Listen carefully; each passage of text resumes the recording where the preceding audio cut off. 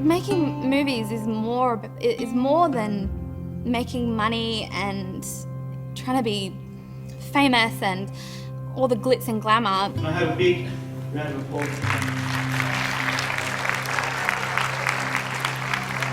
Making films that celebrate the stories of those who have been marginalised. We give people the opportunity to be in the skin of someone else.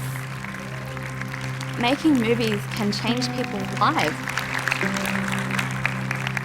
Good evening, ladies and gentlemen, family and friends. My name is Joni Campbell, and I'm a student from the Bus Stop Films filmmaking class, run by Genevieve Clay Smith, and supported by Monica Power and Susan Trent. Tonight, I'll be talking to you about what we learnt about filmmaking and the process we went through to make our film Killer.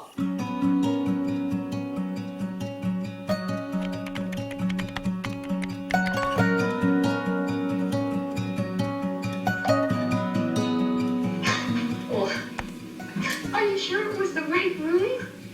I mean, maybe Danny made a mistake. The first horror movie I watched was The Shining, which is an old film with Jack Nicholson. I just loved that when they were playing that really intense music and you just didn't know what was going to happen next. And, you know, I loved how with his character, at first, like, he seemed really nice, but then as the movie and the storyline went on, you started to learn more about the character and learned that he wasn't so nice. And, just expecting the unexpected. That film really inspired me to want to work in the film industry. I know sometimes with Joni, she's got such a wonderful eye for detail. She'll pick up things in movies that we're watching that I'm like, oh wow, I totally missed that. She'll say how that was happening in the background, and it's like, oh my gosh, that's probably actually was really important to that scene, and I totally missed it. Film means like everything to me, you know. Not only do I love watching films, but I also love, you know, seeing sort of the behind the scenes, how they put it all together. So this was for rhythmic gymnastics in 2009. That was for ASCA, so I did 2 speech programs. The first one is Speech for Life, was like what the mainstream girls did. She really enjoyed going to school. She liked being around other children. As she grew up, she would ask lots of questions. She always, I think, she knew enough to know that she didn't know things and wanted to know more, but didn't know how to phrase questions differently to get all the information she would need. So she would just ask the same things over and over again. So I was actually 12 when I found out that I had a disability.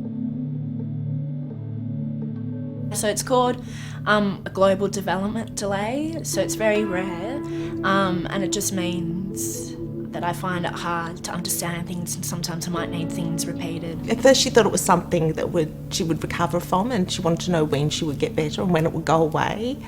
And when we explained that no, it was something that would be with her forever, she was very cross and very angry. It was quite a surprise at first, and I didn't really understand what it meant to have a disability. You know, for so long I didn't understand why I was so different from my friends, and they would make fun of me because they didn't know why I was so different. They didn't know I had a disability either. So yeah, it was challenging. After we saw her neurologist for the first time, she just looked at me and she said, "Oh, Mrs. Campbell, I know you may have dreams for your little girl on the stage doing ballet, but I think it's time to put all those away. You know, your daughter will not do those sorts of things." And I can remember I went outside and I sat in the gutter and I cried and I cried. And I got up and I thought, no, that's not going to happen. We are going to do everything we can to give her everything she deserves and so that she can be all that she can be.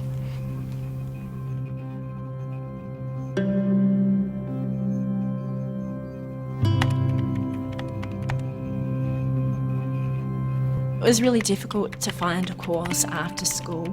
I wanted to do film, but I didn't know where to go. I felt a bit lost. For Joni, courses and things that are designed for people with disability, it's either they're very simple and not interesting, or it's mainstream and it's so the gap is huge. I've always felt there's been a really big missed opportunity for developing people with an intellectual disability. There's millions and millions of dollars that are pumped into service providers to create programs for people with an intellectual disability. A lot of these programs, there is no further educational factor to it. It might be an art program where it's just painting. For want of a better word, it is time filling.